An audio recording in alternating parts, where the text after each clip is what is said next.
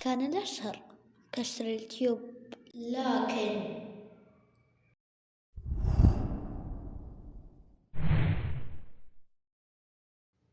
مات.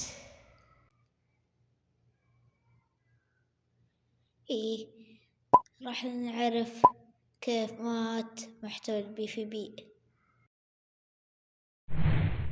خلاص خلاص خلاص خلاص، عارف إني سويت دراما. أول شي نتكلم عن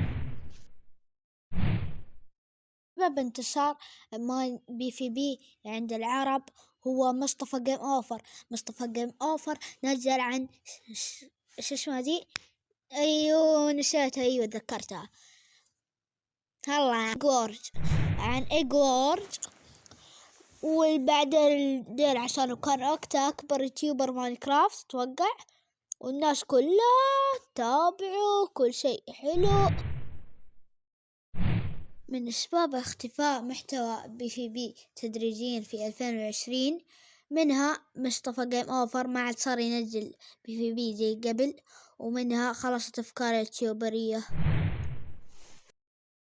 هذه المرة رجع البي في بي بس بشكل غير، مو زي دايم يلعبون بالجافا وتحديث قديم. الحين العكس، صاروا يلعبون ماينكرافت البدروك.